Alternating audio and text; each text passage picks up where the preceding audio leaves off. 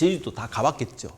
어느 곳을 가봐도 여러분이 학살 현장을 다 발로 밟으신 거예요.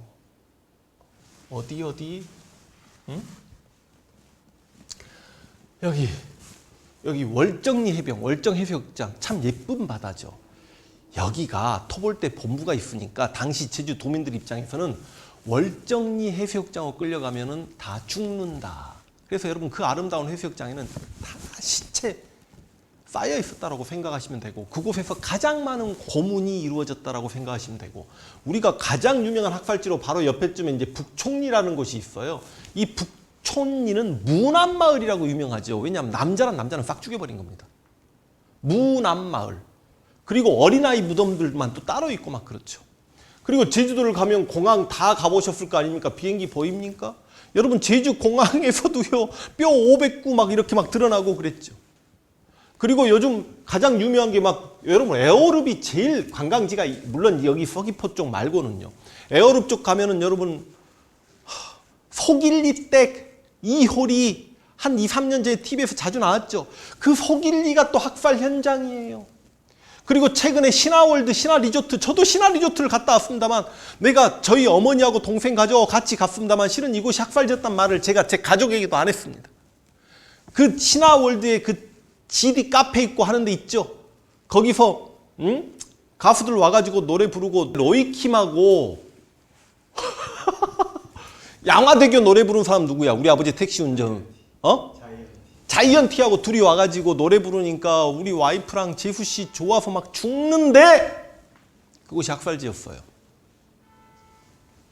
신화월드. 마라도 다 가보셨는지 모르겠습니다. 여기 삼방산이라고 어디 있습니까? 삼방산 있고 마라도 가는데, 여기 가면 이제 미국에게 폭격당한 현장에서 나중에 또 그 폭격당한 구덩이에서 시체 수백 구씩 들어가 있습니다. 그러니까 여러분 제주도가 여러분 제가 지금 일일이 다 말을 못해서 그렇지 모든 것이 학살지였다라고 생각을 하시면 됩니다. 그래서 여러분 제주도에 돌아가신 분들 한번 보겠습니다. 이걸 보시면 제주도의 일반 민간인 피해자를 많게는 8만 6천 명까지 보는 이쪽을 연구하신 분들도 계십니다.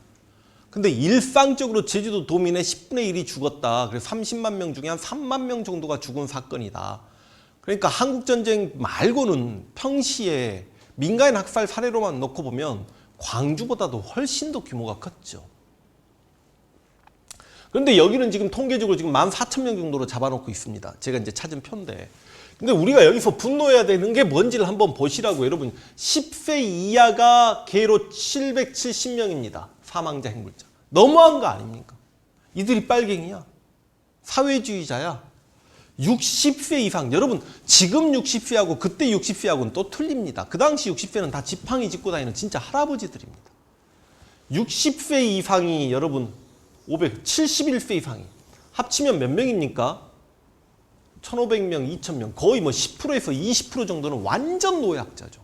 제가 지금 10세에서 20세까지는 언급도 안 했습니다. 막말로 여러분 이것도 청소년 아닙니까? 아니 11살, 12살, 13살짜리가 무슨 마르크스 관련 서적을 읽었겠어요? 아니 여기까지 합쳐버리면 30%가 넘어가요. 미성년자와 노약자 30%를 죽이는데, 이 죽이는 것도 너무너무 잔인하게 죽입니다. 진짜 막 시체를 잘라가지고 아까 이야기한 3.1운동에 그 시발점했던 관덕정 막 거기에 시체를 막 걸어놓기도 하고요. 그러니까 여기서 잠깐 한번 변명을 해드리자면, 우리가 서북청년단이 지금까지도 조직이 있는 걸로 알고 계십니다. 이제 많이 돌아가셨겠습니다만, 그리고 당시 이제 구연대 군인들, 그리고 경찰들, 토착 경찰도 계셨겠습니다만 응원 내려온 응원 경찰들, 당시 해방 전국, 그 해방 공간의 좌우 이념의 대립에 서로 간에 다 피해자라고 볼 수 있는 것도 팩트고 사실인 게, 북한 상황을 좀 이해해야 됩니다. 북한은 46년에 토지 계획을 단행하는데 무상 몰수를 해버립니다. 5정보의 기준을 두죠. 5정보가 한 1정보가 3,000평 정도 되니까 15,000평 이상의 토지를 소유하고 있으면 15,000평까지 네 건데 나머지는 전부 다 국가 토지야라고 몰수해버립니다. 지주들 살아요? 못 살지. 하고 남쪽으로 내려옵니다. 그 다음 북한의 친일파들 인민연회가 다 숙청 들어갑니다. 그러니까 막말로 내 아버지가 친일이고 나는 독립운동을 하고 싶은 마음이었는데 그렇다고 내 아버지 친일파들 인민연회가 죽이려고 하면 아버지 잘 돌아가시세요. 그럴 수는 없는 거 아니야. 가십시다. 남쪽으로 내려와야죠. 친일파 가족들 다 내려옵니다. 그런데 또 많이 죽겠죠. 그 다음 기독교인들 전부 못 살겠다라고 내려옵니다. 기독교인들을 북한에서는 반동분자 취급을 해버리지 않습니까? 깡패들 먹을 거리가 있어야지 북한에서 반동분자 취급을 받는데 다 내려옵니다. 이들이 이제 반공투사가 돼서 이승만을 지지하는데 문제는 이 과정에서 북한에서도 어마어마하게 숙청 작업을 들어갔다는 거죠. 그러니까 서북청년단이 서북이 어디입니까? 서울 입장에서 보면 서북 쪽이면 평안도 쪽이라고 보시면 됩니다. 서북지방. 그러니까 이 평안도 지방에서 자기 가족들이 죽음을 당하고 공산사회의 참혹함을 보고 내려온 사람들이 내려와서 완전히 구구적 성향을 띠게 되는 거고, 그리고 미군정의 명령을 받아서 인민위원회를 초토화해 나갔던 그 경찰들이 그때 좌익들과 대결하는 과정에서 주변의 경찰도 많이 죽는 거 보고 고통을 당했을 건데, 문제는 또 경찰들 중에 친일 경찰이 상당수다 보니까 이 새끼들은 진짜 나쁜 놈들이에요. 이 새끼들은 자기들이 살아야 되겠거든. 아무래도 국가가 사회주의적 국가가 만들어지게 되면 사회주의자들은 친일파를 용납하지 않고 자기가 죽는 목숨이 되니까 사회주의자들을 공산당 빨갱이라고 매도해서 자기들이 죽여야 되니까 이 새끼들은 진짜 자기들 살기 위해서 했던 거니까 진짜 나쁜 놈들이지만, 일단 결과론적으로 그 해방 공간에서 좌우 이념의 대립 속에서 서로 죽이고 살리고 하는 막 그 과정에서 굉장히 악랄해졌겠죠. 군인들은 실제로 여러분 이 당시 군인들은 장교가 좀 친일파들이 많았지 일반 군인들은 생각보다 친일파들이 없었습니다만, 이 군인들 역시 당연히 제주도에 와서 쉽게 토벌할 거라고 생각을 했는데, 제주도 이 산간지대에서 전부 다 많은 사람들이 이렇게 산에 막 숨어 들어가 버리고 무장대의 숫자는 점점점 늘어나고 전우들이 죽어나가고, 어찌 보면 내가 살던 것도 아닌데 제주도에 와서 죽어나갈지도 모른다는 불안감 때문에, 그리고 또 무장대가 경찰과 군인의 가족을 습격해서 또 처참하게 죽여요. 그런 부분 때문에 복수가 복수를 낳는 거죠. 그러다 보니까 이렇게 말도 안 되는 어린아이를 죽이고 노인네들을 잡아 죽이고 인간의 이성을 잃어버렸다라고 보면 되는 거 아닙니까? 그러니까 다 같이 피해자입니다. 그렇지만 그래도 진짜 가슴 아픈 피해자는 누굽니까? 제주도 도민들이죠. 제주도는 그래서 지역마다 제삿날이 전부 다 같았다니까요. 질문에 이런 질문이 많이 들어와요. 이런 제주도인데 왜 저 원희룡 도지사 뭐 그만하면 보수지만 그래도 아니 왜 약간 보수 국회의원이 당선되냐? 왜 설명을 해드릴게요. 이러면 이야기가 너무 길어지는데. 제가 수업 시간에 이거 참 이렇게 멋있는 숙제로 던져주는 멘트인데, 이제 제주도에 이렇게 난리가 일어나니까 구연대만 가지고 제주도 진압이 어려워지니까 여수 순천에 있는 14연대 출동 명령을 내립니다. 근데 14연대가 우리가 첫 번째 맞는 명령이 나라 막 만들어져서 대한민국의 군인인데 제주도 도민들 학살을 하고 저항을 해버리죠. 이걸 일종의 쿠데타입니다. 그러니까 이 14연대를 토벌하기 위해서 전국 각지의 군인들이 여수, 순천 쪽으로 몰려들게 되는 거고, 그러다 보니까 14연대가 살기 위해서 근처의 지리산이나 조개산으로 숨어들어서 프랑스 말 파르티잔, 거기서 유래한 이제 빨치산이 되는 건데, 역시 남로당의 지령을 받았고 이 과정에서 이름만 대면 알만한 유명한 빨갱이가 한 명이 잡히죠. 그 잡힌 사람이 누구야? 이건 여수 순천 사건 때 마지막에 숙제로 남겨야 되는데, 그게 박정희였지 않습니까? 근데 박정희가 이래저래 살아요. 나중에 이런 이야기 다 해드릴게요. 백선엽 때문에 이래저래해서 살아요. 그런데 이제 박정희가 결과론적으로 자신도 남로당원이었고 여순 반란 사건에 함께 했고, 옛날에는 여순 반란 사건이라고 했고 지금은 여수 순천 사건이라고 해야 됩니다. 그래서 제주도의 도민을 학살하는 걸 저항했던 사람이 5.16 군사 쿠데타를 일으켰어. 그런데 한때 자신의 자의 경력이 있기 때문에 미군정에게 의심을 받고 그걸 감춰야 해. 그러다 보니까 5.16 혁명 서해 반공을 국시로 내세워요. 자기는 빨갱이가 아니다라고 하는 거지. 그렇지만 마음 한편에는 제주도에 어떤 일이 있었다는 걸 누구보다 박정희가 알아. 그래서 박정희가 국가재건 최고회의 의장이었던 시절에, 그러니까 박정희 군정 시절에 61년도에 5.16 군사 쿠데타 3개월 후인가에 바로 제주도를 내려오죠. 그래서 제주도를 개량하고 싶다. 4.3으로 너무 피해를 크게 입은 곳이니 위로하고 싶다.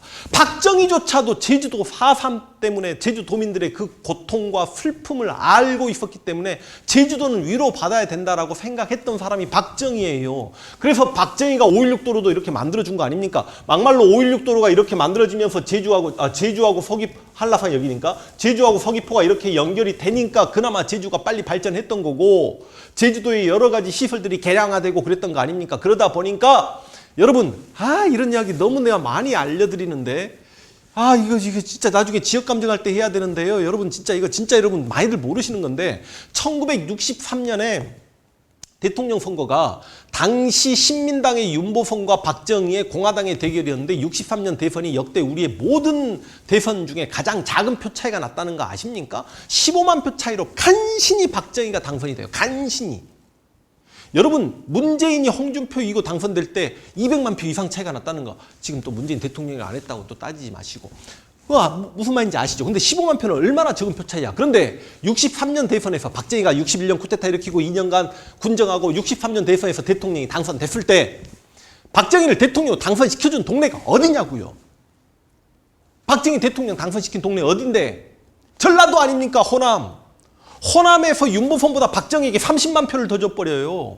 호남에서 박정희한테 몰표가 갔다고. 왜? 야, 너도 여수 순천 사건 때 체포돼가지고 사형당하기 직전까지 갔던 사람 아니냐. 그러니까 네가 대통령이 되면 우리가 빨갱이 동네라는 이 누명을 네가 씻어주겠지. 그래서 박정희의 전력을 알고 있는 전라도 사람들이 박정희에 몰표를 했던 거 아닙니까? 나중에 이제 박정희가 그런 부분에 대해서 뒤통수를 쳐버리지만 마찬가지죠. 박정희에 대한 지지로 바뀝니다. 제주도 사람이라고 박정희가 제주도 토벌을 반대했던 여수 순천 사건 관련 사형수였다는 걸 모르지 않거든. 질문 받다 보니까 또 그렇게 옆으로 갔습니다. 그런데 이 슬픈 제주 4.3 항쟁 과정에서도 우리가 기억해야 될 이름은 분명히 존재합니다. 여기 김일열 중장입니다. 그리고 나중에 이제 중장까지 되시고 이제 예편을 하시는데 1988년인가 돌아가시면서 자신의 가족들에게 4.3에 대해서 제대로 알리거라 하고 4.3 관련 글까지 써내십니다. 그러니까 이 김일열 중장은 이런 표현을 남겼어요. 초토작전은 인도적으로 결코 허용될 수 없고 전시에도 명령하거나 묵인한 사령관은 전범이다. 그러니까 전쟁의 시에도 그 초토작전을 펴가지고 민간인을 살상하는 건 이거는 전범이 되는 거다. 난 전범이 되기 싫었다. 그리고 전범은 처형을 명키 어렵다. 시발 이승만이랑 다 전범인 거죠. 하물며 전후 평화시에, 그러니까 2차 세계대전도 끝나는 평화시에 자기가 군정하는, 이건 미국을 이야기합니다. 미국이 군정하는 영토 내의 국민에게 이런 명령을 내렸다고 세상에 알려지게 되면 그 결과는 엄청날 수밖에 없다. 전범 재판을 받지 않는다고 해도 그는 인도적으로 처형될 것이다. 어떤 새끼가 처형됐어야 된다는 이야기입니까? 이 딘 이 새끼가 처형됐어야 된다는 이야기죠. 제주도가 너무 아름답다 보니까 90 몇 년도인지 모르겠습니다만 김영삼 정권 때 미국 대통령 클린턴이 김영삼을 만나서 정상회담하고 일본으로 건너가서 정상회담하기 위해서 건너가는데 제주도가 이제 지나가는 거예요. 제주도가 너무 아름다우니까 클린턴이 야 예쁘다 무슨 이렇게 예쁜 섬이 있어 하고 여기를 몇 바퀴 돌았다라고 막 뉴스에 나오고 그랬는데 와씨 그 클린턴은 당시 미 군정청의 잘못으로 이 아름다운 섬 제주도의 도민을 3만 명 가까이 학살했다는 걸 과연 알고 이 섬 상공에서 이 섬을 구경했단 말인가.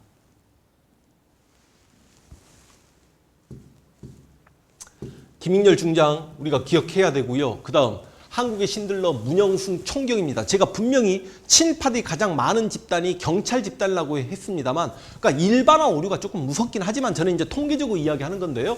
문영순 총경께서는 광복군이셨습니다. 그래서 이제 독립운동 하셨다가 이렇게 제주 이제 총경이 됐는데, 당시 4.3 당시에 미군정 당국의 총살 명령, 그리고 이제 미군정은 끝나죠. 45년 8월 15일 대한민국 정부가 수립되고, 그리고 10월 달에 대대적으로 이승만이 군대를 증파해가지고 내려보내는 거라니까요. 그러니까 그 과정에서 여수 순천에 14년 되는 반란을 해서 그게 48년 10월 19일 반란입니다. 그러니까 결과적으로 최종 책임은 가장 많은 학살이 일어났던 건 미군정도 끝나고 대한민국 정부가 들어서고 난 다음이니까 여기에 대한 학살에 대한 책임은 누가 져야 되는 겁니까? 당연히 이승만이 져야 되는 건 너무너무 당연한 거 아닙니까? 가장 많은 학살이 일어났던 당시에 남한의 대통령은 이승만이었고 미 군정은 끝났으니까. 그런데 거부하고 무고한 양민 학살 막은 의로운 경찰이었다. 당신의 용실 잊지 않겠습니다 하고 이렇게 동상제막식까지. 그리고 초대 은행원으로 이제 돈도 많이 버셨지만 초대 도지사가 됐지만 47년 3.1절 사건에 인해서 제주도민이 많이 죽고 경찰이 자신의 명령도 무시하고 막 사람들 잡아가서 고문을 하고 미 군정에 대한 분노감 때문에 제주 도지사 자리를 던져버리셨던 이렇게 박기온 도지사도 우리가 조금 기억을 해야 되지 않을까라는 생각을 한번 해봅니다. 그래서 제주는 금기어였다라고 말씀드렸죠. 4.3 자체가. 근데 이 4.3이 금기어였습니다만 2000년 무렵에 김대중 정권에서 4.3 특별법이 만들어지고 이제 노무현 정권에서 4.3 진상 보고서가 만들어지고요. 노무현은 대통령이 되자마자 노무현이 2002년 12월에 당선하지 않습니까? 2003년 무렵부터 바로 4.3 평화공원 조성에 들어갑니다. 그래서 제주 4.3 항쟁의 피해자들을 위로하는 위령비가 이제 만들어지게 되는데 저는 그 장면 생방으로 봤던 기억이 납니다. 위령비가 만들어져가지고 위령비 제막식 날 이제 노무현이 제주도까지 갔죠. 노무현 전 대통령이 제주 영령들이요.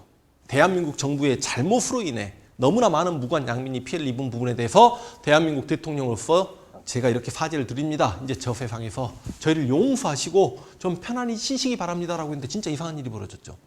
진짜로요. 확인해 보세요. 나름 맑아요. 해가 떴는데 비가 내려요. 그러니까 소름 끼쳐. 사람들이 그때 그 비를 보고 당시 4.3 피해자를 눈물을 나고 이야기하지 않았습니까? 그럼 제주도를 가시면 최소한 4.3 공원을 한 번쯤은 아이들이 너무 어렸을 때는 데리고 가지 마십시오. 그래도 저도 지금 제 아이들 데리고는 못 가겠습니다. 너무나 잔인한 장면들을 봐야 되고 설명해 주는 게 마음이 무겁기 때문에. 근데 아이들이 최소한 중학생 이상이 되셨으면 제주도에 가서 4.3 공원 한 번쯤은 좀 가셨으면 굉장히 크게 조성됐습니다. 그래서 이 새끼 아우 씨. 제가 이제 4.3 사건 묘지 갔을 때 여러분 이 묘들을 보고 여기서 이승만 개새끼 소리가 안 나오면 사람 아니에요. 5.18 망월동 국립묘지 가서 그 많은 묘를 보고 전두환 개새끼 소리가 안 나오면 그 사람 아니라고요. 동작동 현충원 국립묘지 가가지고 한국전쟁 때 돌아가신 군인들의 묘를 보고 김일성 씨발놈 그러면 이것도 역시 문제 있는 겁니다. 현충원 동작동 국립묘지 가서 임시정부 독립운동 지사들의 묘역을 보고 일본 시장하지 않으면 이거 진짜 문제 있는 거죠.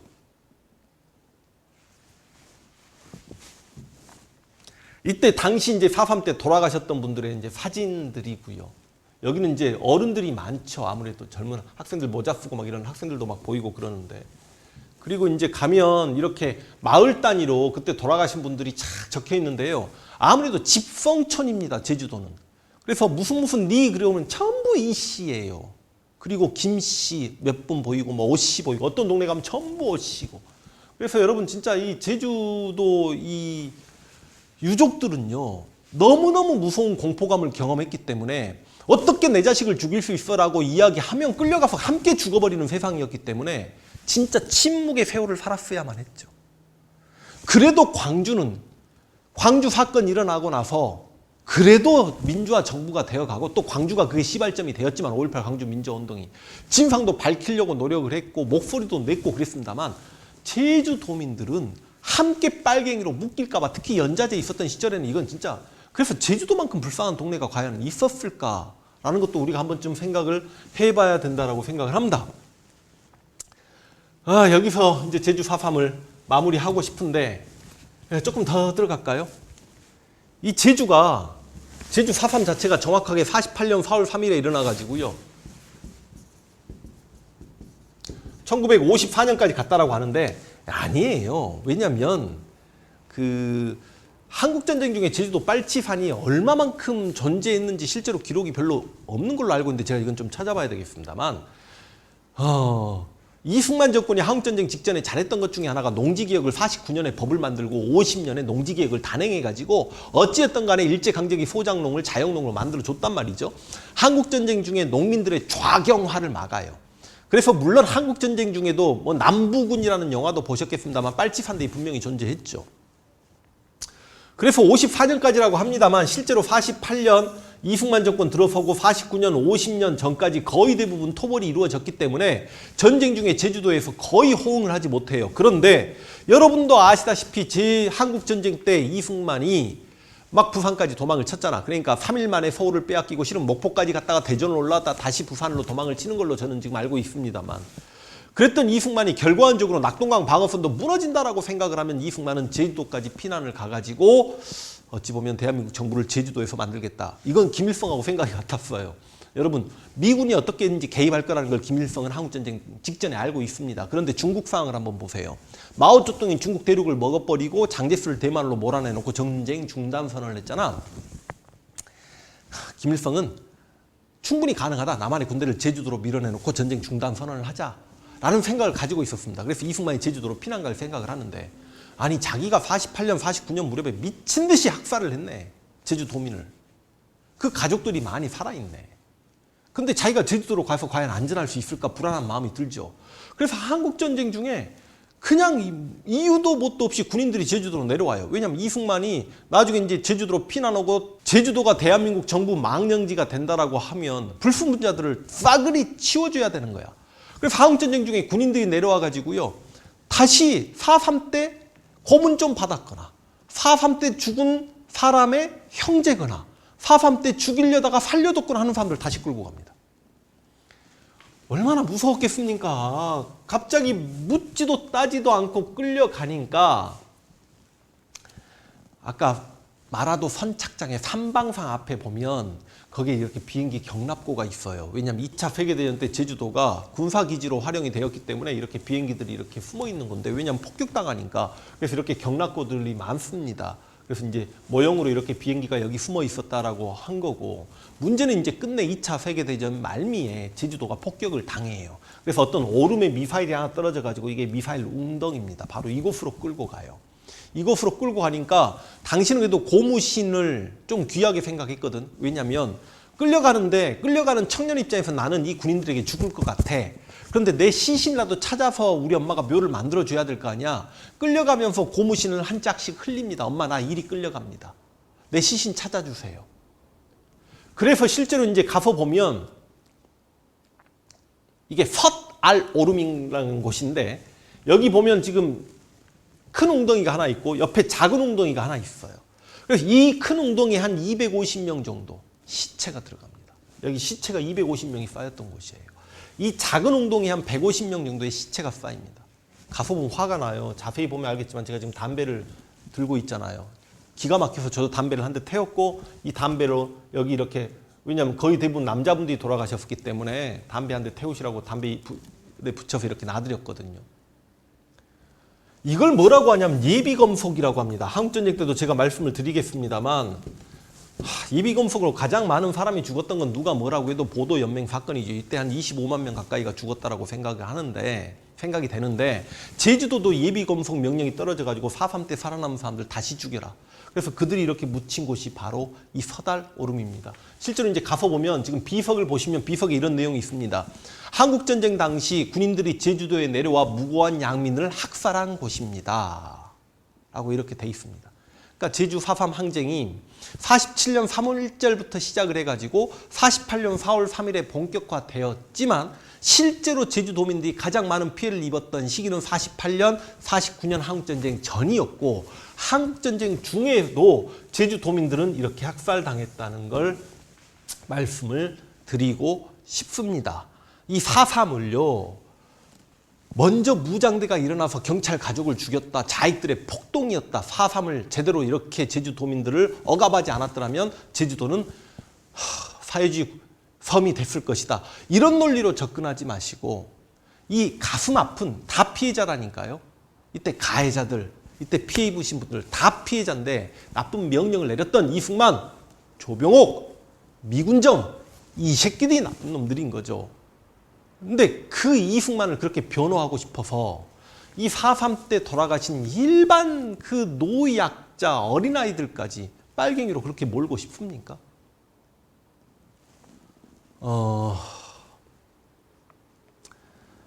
제 4.3 강의는 이렇게 마무리하겠습니다. 제가 내년에도 4.3 이야기를 해야 되기 때문에 내년에는 조금 다른 4.3 주제로 한번 좀 찾아뵐 수 있도록 그렇게 하겠습니다. 자, 이렇게 끝낼게요. 수고하셨습니다.